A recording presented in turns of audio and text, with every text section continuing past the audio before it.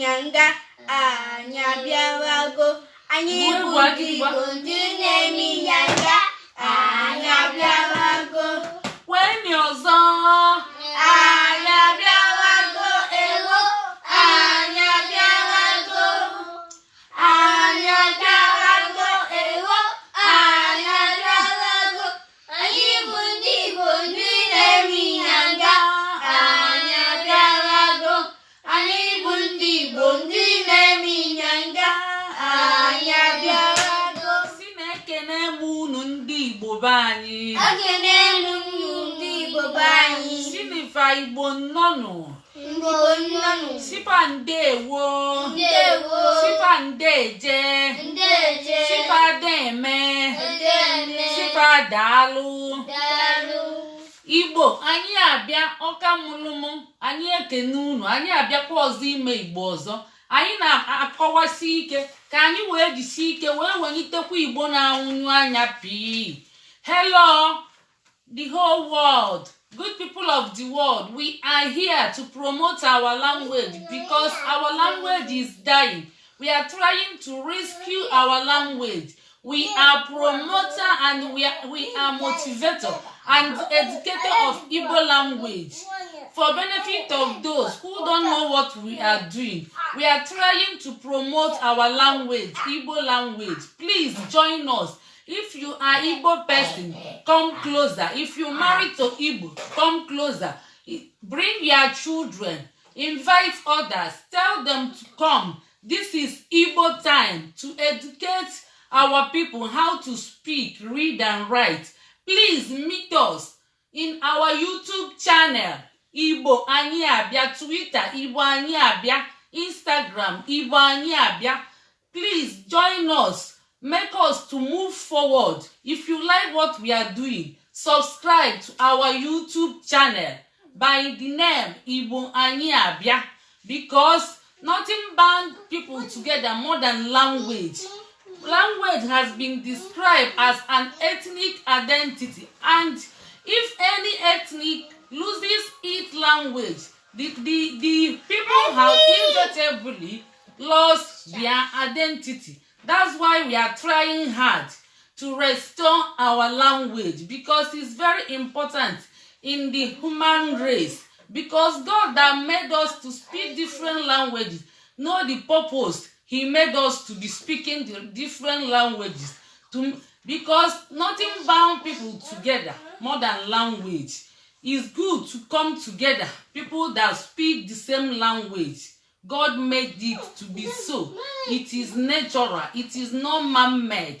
It is high time to stop fake and pretense life and live the way God created us, because it's important in our life. Because if we allow our language to fade away, which means we will become a lost generation. We cannot watch this to happen. We cannot fold our hands and watch our language to fade away.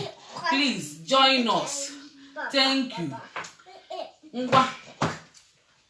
Back to our roots. What are we going to do today? We are going to sing a song. Okay. Back to our roots, our language, our beautiful language, Igbo. Now, we are going to sing in Igbo. Bidonu supere moke oge kereme Osa Simon Papa iji Busu Andrew supere moke oge kereme Osa Simon iji Busu Andrews. Ngwagwanụ ndị Igbo teteni n'ụla, unu ya agwafa kapa tete n'ụla, maka na fa na-ekwo ụlọ ọnwụ, maka na asụsụ anyị nwụọ ịma na anyị anwụgokwe pii. Anyị ya agwafa kapa tete n'ụla. Ngwagwuolu fa ụmụ Igbo. Ụmụ Igbo teteni n'ụla, ụmụ Igbo teteni n'ụla, gụba Igbo teteni n'ụla, ụmụ Igbo teteni n'ụla, ụmụ Igbo teteni n'ụla, ụmụ Igbo tulululu, ụmụ Igbo tululululu ụmụ Igbo tululululu biko biko biko bịanụ ka anyị were ofu obi na-eme biko nu teteni n'ụla ụmụ Igbo teteni n'ụla ụmụ Igbo teteni n'ụla ụmụ Igbo teteni n'ụla. Yes, anyị na-agwa ndị Igbo be anyị biko nu ka anyị tete n'ụla ka anyị rapụnụ ka anyị ji maka asịrị onye asị ya rapụ ka o ji ịma na ọ dị emieti ya mana asị gị jide ka iji ịma na ị na-emieti ya ka anyị rapụnụ ka anyị ji asụsụ amaka Igbo amaka anyị na-emekọrịta anyị fụrụ onwe anyị n'anya ka anyị were ofu obi na-eme ọgịnị kpatazila anyị iru ọjọọ nke a ọgịnị kpatazila anyị ọdịda nke a ka ezi ka anyị si gaa na-emezi sọ copycat onwezi nke eji mara anyị ọ bụzialị nkọpị onye Igbo ga-eje papa nnekwu n'ọnwa ya ga-eje mụọ Hausa mụọ Yoruba mụọ Igbo weli nke nna ya tụfuo biko ndị be anyị ọ bụ ihe ziri ezi sini mba na oziri ezi onye kpọọ bịa mkpọkọrọ ụmụnna eweli ekpo ntụ si na ụmụnna eweli ekpo ntụ ọ dịrọ mma mkpọ ọbaga ọkpọkọrọ maka unu na-akọwazi na asụsụ anyị ajọka na ọ dịrọ mma ndị niile na-aprizavụ nkewe ndị India nọ n'obodo anyị obodo UK fancha dọkịta nọsis injinia kedụfa ma social workers ma lab technologist fancha ndị India fanọ well in the medical line fancha na-asụ befa ụmụfa na-asụ and fa na-asụkwa English ọfụma asịrị unu asụ na English unu ya asụ unu ya amụta ya debie kwara anya mgbe unu fụzi onye abụrụ onye bụ unu bido sụwazi anya mana ọ bụrụ nke ifu nwa gị ị na-asụli ya oyibo ka ya sị na ị na-enedolu mmadụ nwa anya nwa onye fọrịna ka ị na-enedolu anya kedu ihe kpatara anyị na anazi asụ Igbo a sị na o si ndị nne na nna n'aka UNESCO 2012 o reveal si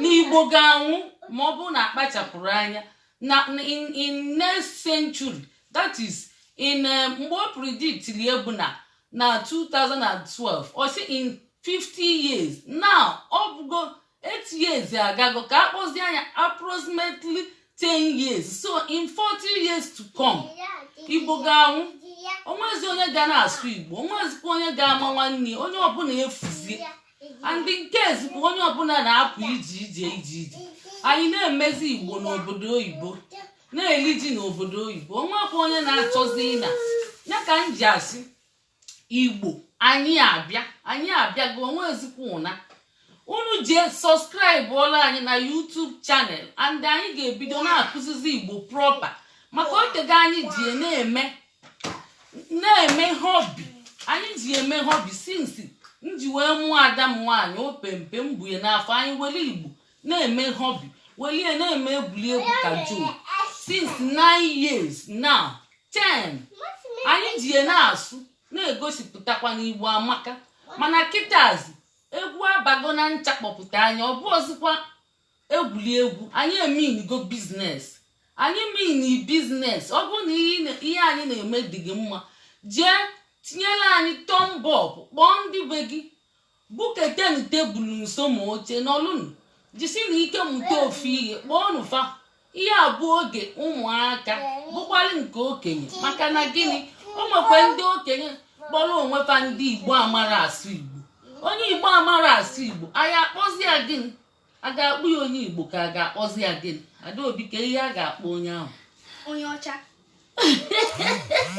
onye Igbo amara asụ Igbo a ga-akpọ na-akpụ ya onye Igbo eziokwu ka m na-agwapụ unu ọ bụrụ na unu ma okenye unu ya ejisi ike mara folobi Igbo kwalitebie unu kwado anyị onye ọbụla anyị na-akpọ ndị niile nwee native languages fapụta ma ndị Ido ma Isekiri ma Ijo ma Urobo ndị nwee passion iji wee kụziri ụmụaka fa ma ndị befa both young and adult because adult is not exempted because onwe many adults ndị amara asụ befa fa prefers English na-asụ ya. UNESCO tụpilie ọnụ kwuo sio na ihe ndị ya si ndị nne na nna n'aka na osiekwu ụmụaka n'aka, maka na gịnị ọ bụrụ na ị na-asụ ya nwa gị o nwere ka o siri gị asụ ya. Asịrị adịghị kụzibere nwa gị Igbo, asị dị sụbali anya. They have failed, they have shifted in speaking English. Some people are avoiding to speak English to their children. They chose to be speaking English to their children. Oh yeah, UNESCO sinafa. And again, nchamele anyị asịkwu na emele abanu English language in schools in the zoo Nigeria. Abanu ya asị na atamụ ya vernacular. Ikwu onye ịsụ Igbo n'ụlọ akwụkwọ asị gị penalize ya gị ikwuo fine. Asị na atamụ ya gịnị vernacular mbụ asụsụ mmadụ mba. Ọ bụrụ ọ na-eme ndị be anyị ọ bụ ọ na-eme kwuonu mba. Ihe eji wee mụ mmadụ Chukwu na-eche anya welie n'uru. Chukwu ọ na-eme nzuzu mba. Chukwu ọ na-eme nzuzu.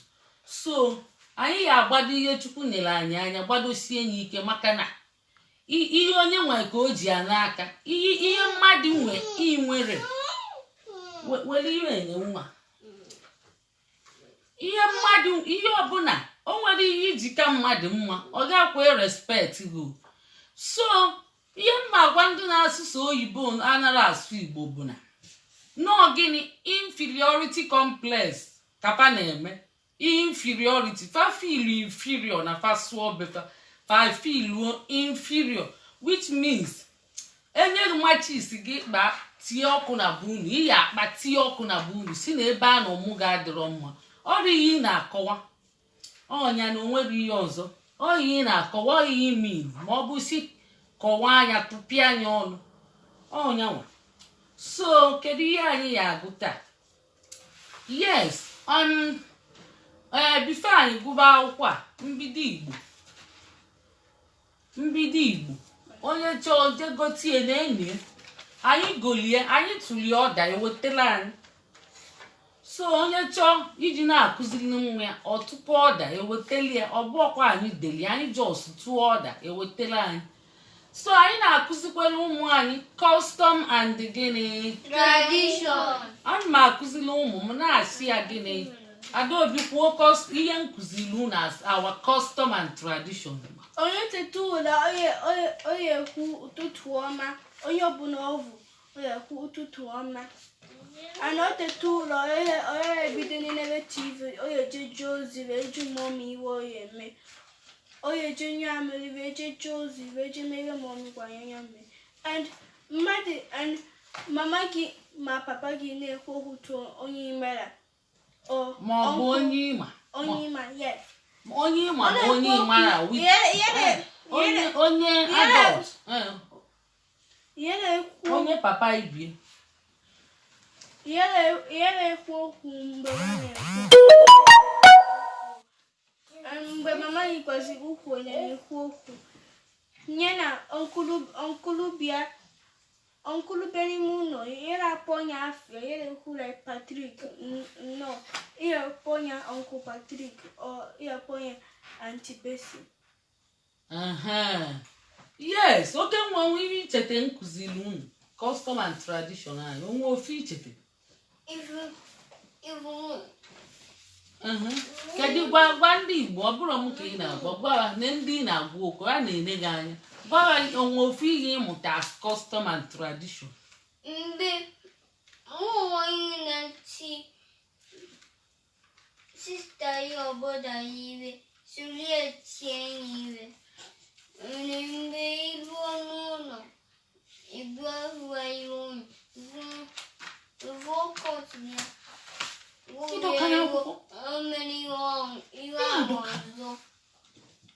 yes, oke nwa kwutekweli o chetekweli asị m onye agha na nwanne akụziri m ọnụnụ ube nwanne agba n'ọsọ na pa ya na-ebi ka ndị oyi bili n'udo aghara adụ na-ese okwu onye mmadụ na nwanne ya dịrị anụ ọgụ. Ọ bụrụ na nwanne gị chọọ gị okwu ịbịa kọsalị nna gị ma ọ bụ onye tọọ gị na nwanne ya gara anụ ọgụ and onwego dịka nwanne gị si mejọọ gị osi gị sorry osi gị ndo ikwe ịnabatakwa ya gị na emebekwa ka nwanne na ihe na-ejegwa onye ụzọ ihe na-eme na n'ezinụlọ gị ihe na-anọkọta jegwa mmadụ ihe na-eme n'ezinụlọ gị olee si ma ọ bụ ihe na-achọzi igbu mmadụ life threatening before i wee jegbu ya onye ọzọ ndị ka anyị sikwa eme na be anyị bụ custom and tradition onye tabụlụ ihe onye nwanne ihe iwetara ihe enye onye ịka mma ọ bụgodị na ịkarịa mma iweta ihe na-eli mmadụ ama nnọli na-eli ihe sọ gị ị ga-agwa onye ahụ ya bịa lie ya ị ga-ewebuli ya nye ọsọkwa ya ya bụ na ope mpe ị ga-ewebuli ihe ahụ ị na-eli nye olee si ma ọsi gị mba na ọ chọrọ iwee rapụ ma ọsi anya pee mpe tọọ gị ụtọ ọsi anya bụ na ị chọọ ilichie na agụụ na agụ gị mba as long as na mmadụ nọ gị nso na-enye gị anya ị na-eli ya ị ga-enye si ya nwanne m na-enyelie ịtabụlu inye nwanne ya ndị onye ịka mma ị ga-enyeli aka ọnya bụ awa custom and tradition na-akụzili ụmụaka and ana m agwa onye ọbụla onye bụ onye Igbo ọbụla na-enene ka ị na-akụzikwere ụmụaka gị ka a na-amụta ana m ekụzi ekene ịfụ mmadụ ikene enye onye tọọ gị ịpụta ụtụtụ ikene ụtụtụ ọma Adaobi kwulie kịta o chetalie ọ sị na ịpụta ụtụtụ ikene papa gị ụtụtụ ọma mama gị ụtụtụ ọma mmadụ niile nọ nso ụtụtụ ọma ịbatabe mmadụ ikene enye onye ọbụla ị na-aga n'ụzọ onye ọbụla nne gị na nna gị na-ekene ịkwụsịnatakwa ikene enye ihe na-agba nkịtị na-aga mama gị na-ekene mmadụ ị na-aga ndị okenye na-ekwu okwu papa gị na mma gị na-ekwu okwu ihe na-abịa were ọnụ tinye si na ịmali ya ka ikwuo olee si ma akpọbata dị si gị kwuo okwu nyawa bụ na ikwu okwu ihe na-anọkọta bulu ọnụ tinye n'ihe ndị okenye na-eme ọnyanwa and many things nya ma nji ozi ụlọ inyere nne na nna gị aka ikwu eziokwu ihe mee ikwu eziokwu kama ya si pọnisie gị ma gị kwuo nke bụ eziokwu na eziokwu bụ ndụ na eziokwu na-azọpụta mmadụ eji ya laiki mmadụ ejikwa ya aga n'iru ọnyanwa and ihe ndị ọzọ anyị echetara anyị cheta anyị kọkwala unu ya ọzọ kịta anyị ya agụ akwụkwọ Igbo ngwa saghete akwụkwọ saghete ịma na anyị na-agụ abịdị mgbe niile o nwekwa mgbe ọ ga-elu anyị gụkwa otu abụọ maka ọ bụrụ sa abịdị ka anyị ga na papa nnekwu rafugo kedu abịdị a chegodila Adaobi ka agụgodi abịdị ahụ biko abịdị ihe anyị ji agụ ya bụ ka ọ baa n'ụbụrụ wee nọgide maka onye ọbụla ma agụ ya chelichelu unu adọka n'akwụkwọ onye ọbụla ma agụ ya ọ ya amagụ Igbo ọ ya ede ya ka anyị ji agụ ya ọ dị mkpa and ọ dị difficult ihe atara akpụ sie ike ọ ka nke ndị oyibo wee sie ike maka gịnị ọ gbalị mkpị wetegodi papa nnekwu weta pen ịkazina ya weta pen na-enye dobe n'ihe pen ma m ihe o ji n'aka ya jee emechigodi kọtin ka igbu ya ọkụ anyanwụ na-abata ebe anyanwụ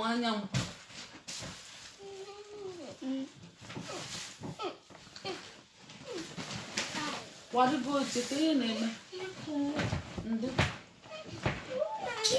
anyanwụ na-acha n'anya ọkwa anyanwụ na-acha gị n'anya papa anyanwụ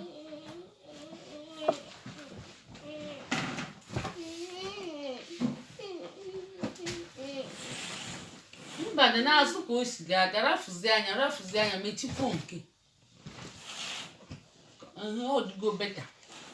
ọdụgo beta Adaobi ị na-achọzi imechi ebiri ya gbu ya ọkụ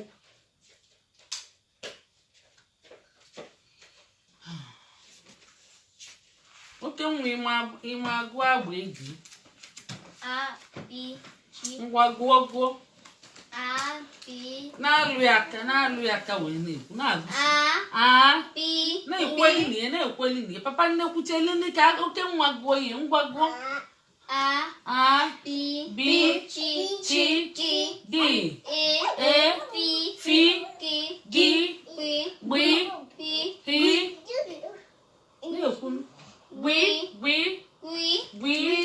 T T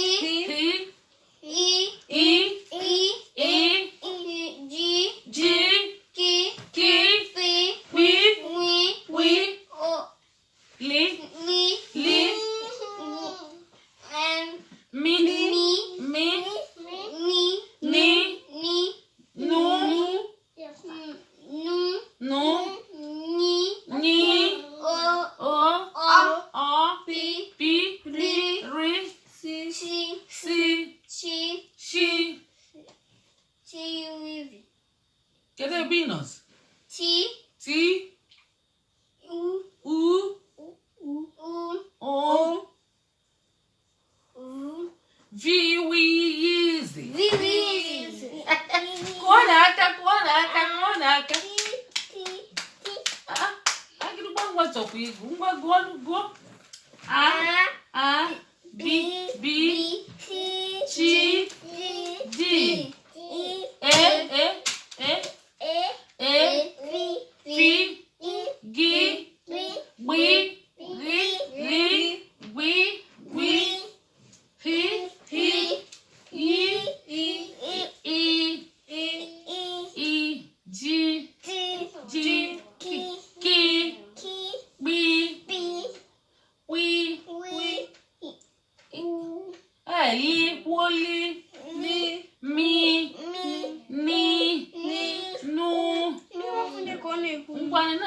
na-ekwusi n'ike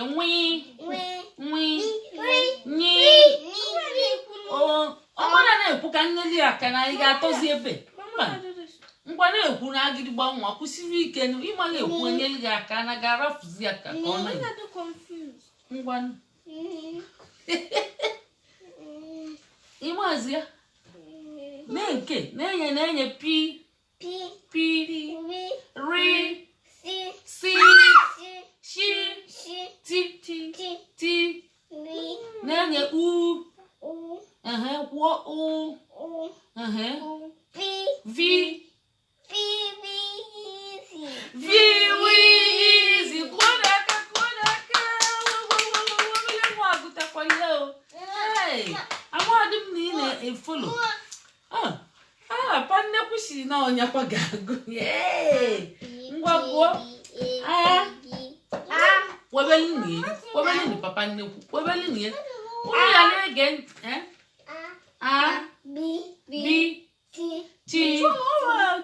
cheli na ọnya na-agụ ngwa ti i gi gbi hi ngwa gụọ nke na-enye gwi hi i ji ki bi li mi ni na-enwe na-enyi na-ọ wụọ pi ri si shi ti u viwiyizi.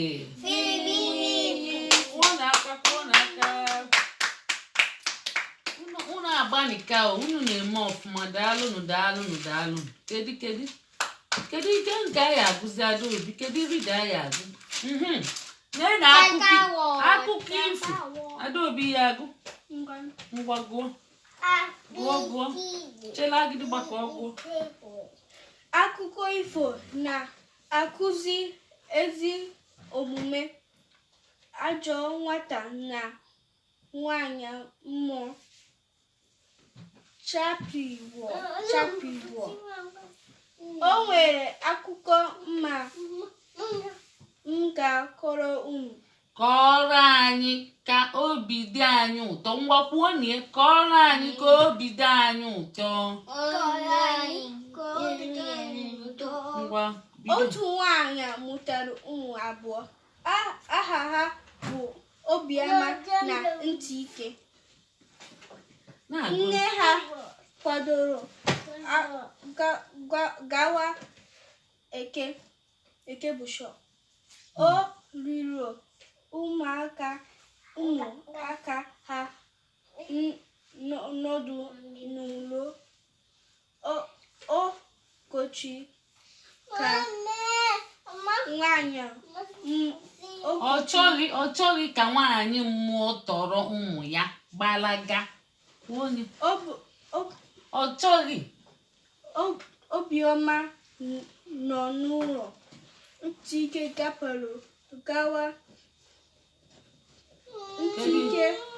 gapụrụ gawa n'ukwu ụdara. n'ukwu ụdara.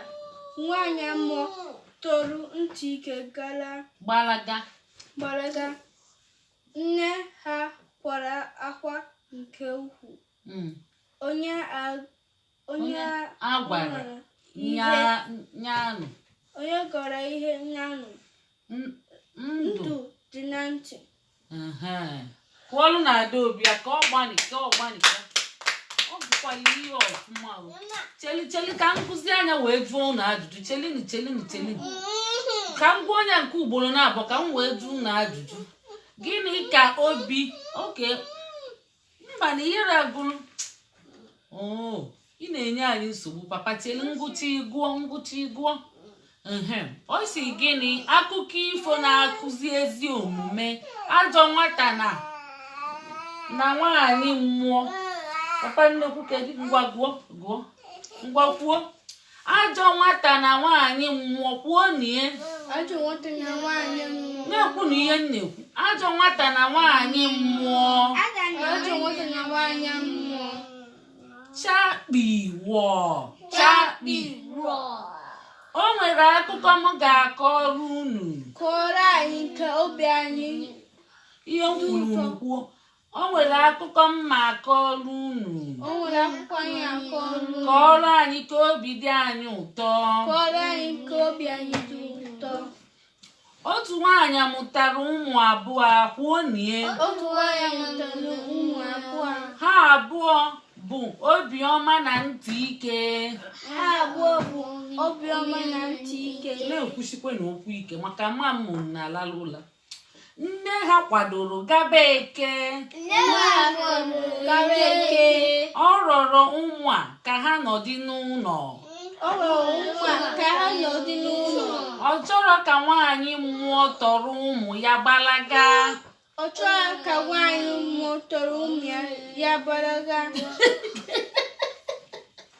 Kedu ihe ị na-emezi ya papa?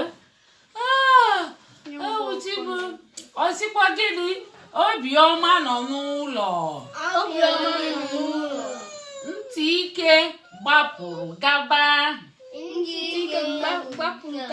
n'ukwu ụdara.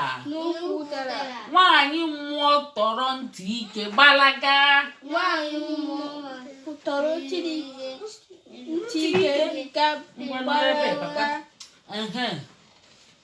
Kedu ebe ọ na-ejezi? Mba, gata ime oke nwa burute oche n'ime. Yes, ọ dị mma. Ọ sịkwa gịnị? Nwaanyị mmụọ ọ tọgolo Ntị Ike gbalaga. Nne ha kwara akwa nke ukwuu. Onye a gwara nyanụ.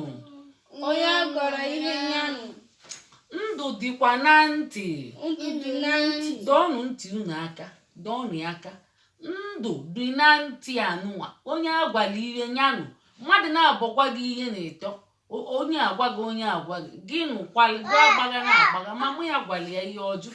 So ọ sịrị ihe mmụta dị n'akụkọ a bụ ihe nkụzi anyị ga-amụta n'akụkọ a bụ ọ bụrụ na nne gị na nna gị gwa gị ihe gị kwete gaa gbaga na nne na nna gị okwu na nne na nna gị ama nlafunata gị. Chakpi kwuonu ngwanụ. Time to answer. Ihe omume ya bụ exercise. Ihe omume bụ gịnị? Zaa azịza ọnụ bụ gịnị? Gụza anya. Ọ si kedu aha ezigbo nwa? Onye ga-ekwu? Kedu aha? Kwụsị n'ogidi, kwụsie n'ike. Obiano. Ọ bụrụ Obiano. Ikwuteli obele. Obinna. Obiọma. Kwuo na Obiọma bụ ezigbo nwa. Mama ya gwara ya si anyị apụkwa na apụ. Ọ nọ n'ụlọ mana ụmụ onye anara anụ ihe ya bụ ajọ nwa. Kedu aha ajọ nwa? Ntị Ike. Ntị Ike pụtara na gịnị? Na ọ nara anụ. Kwuo na ọ nara anụ. Ọ nara anụ. luzugo ntị ya, ọ nara anụzi ihe mama ya na-agwa ya. Andị ajọ nwa anara eme ihe mama ya gwara ya. Andị ndụ ya anara aga welewele, ndụ ya ọ nara end ọfụma. Mana ịnụ ihe nne na nna gwara gị ihe end ọfụma. So ebee ka nne ha gara? Onye ga-ekwuchela onye kwune? Ebee ka mama ụmụaka gara? Agịrịgba nwa kwuo onye maara ịmalị ya ngwa kwuo. Yes, o jere cheli Adaobi kwune. O jele ahịa mana o nwere ava ahịa owe ebe o jele. Kedu onye ya ekwu ya akpọrọ ava? Ngwa kwuo. Wow, kwuo na aka, kwuo na Adaobi aka. Kwụsie na ikeli. Iyo. Kwuo na iyo. Ke na-eme ji nwayọọ na-akụ. Kedu ihe ọzọ? Gịnị ka nwaanyị mmụọ mere ntị ike? Chele ofu onye kwuo, ngwa kwuo. Kedu ihe o dulie gịnị? Ọ tọrọ ya gbanaga. Kwuo na ọ tọrọ ya gbanaga. Nwaanyị mmụọ bụ ajọ mmadụ. Ọ ghost. Nwaanyị mmụọ is ghost, and the ghost adịrọ mma. Ọ ya na-emegbu nwa ahụ. Ọ ya enyi ya nsị n'ọnụ lie. Ọ ya eme ya ememe. Ọ ya akụ ya akụ maka ọ bụrụ mama ya. Mama mmadụ na-eme ya ọfụma. So mama gị gwa gị ihe nụ ifuru ya o jego n'ụkwụ ụdara. Gịnị ka nne ha mere mgbe ọ lọtara? O bele akwa nke kwụrụ aka n'ike, kụpụ n'aka. O bele akwa dị na bebe tie gbaa tiko zoo banana lụọ aka fee n'isi. Ọ bụla ihe nwa ya tinyelie mgbawa obi. Unu afụgo na ọ dịrọ mma. Mama unu gwa unu ihe ma ọ papa unu kwelu. Iburu ya o tinyego nwaanyị a na stress, and nwaanyị a ga-ebelide akwa, uncontrollable anger and tear. Ka nwaanyị a ga-anọrọ na ya nne mụrụ nwa maka ọ ya na-etizi o ya ebekịta akwa ụwa wee gwụkwa. Ogini na-eme Adaobi rafugodi. Ngwa kedu ihe akụkọ a na-akụzi? Cheli ngwa kwuo. na-ekwu okwu first na-ekwu okwu. Ngwa Adaobi kwuo ka oke nwa kwuo. Ọ na-ekuzi na ihe ege onye tọọ gị ntị. Ngwa oke nwa kwuo nke kwuo onye ka ọ dị iche na nke Adaobi maka ọ nwekwa ihe o kwuru. Adaobi nwetalie mana o nwetacherie ọ fọrọ obele. O nwere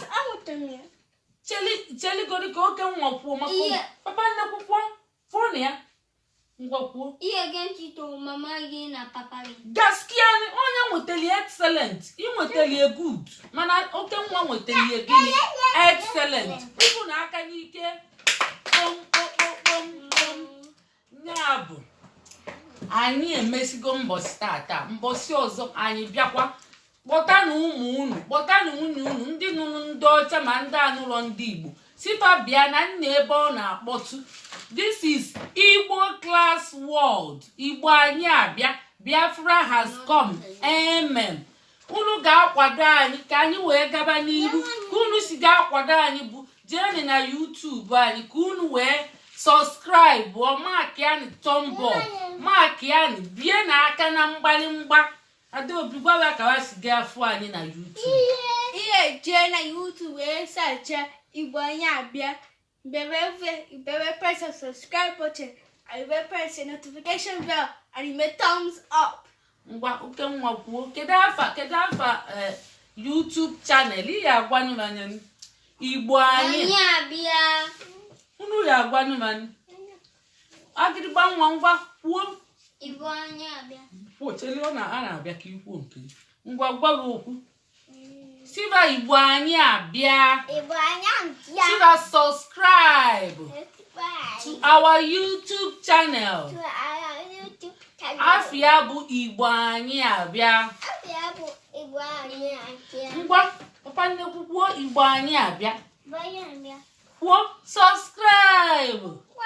Sifa, meet us na YouTube and Twitter and Instagram. Ngwa, oke nwa na Facebook. Na Facebook ka anyị nọ. Ngwa oke nwa kwuo nke gị. YouTube account anyị bụ Ebu anyị abịa. Kwuo Igbo. Ebu anyị abịa. Gwanụ bụ ihe a ga-eme mma. Subscribe to the notification bell. Yes. And like to all our videos. Ngwa gwon. Anyị anabago ewo. Anyị anabago ewo.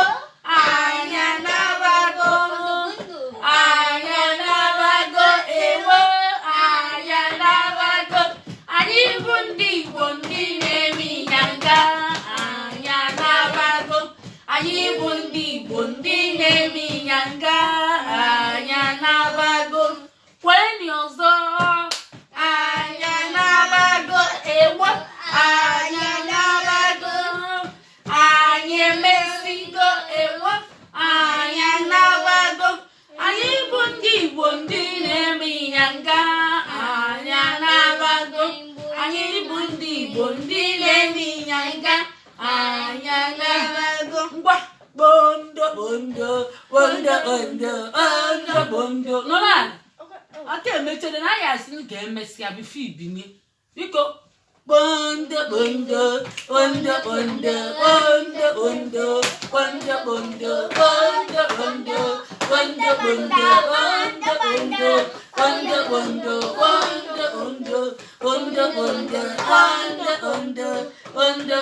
Ngwa sị dịpa ka emesịa.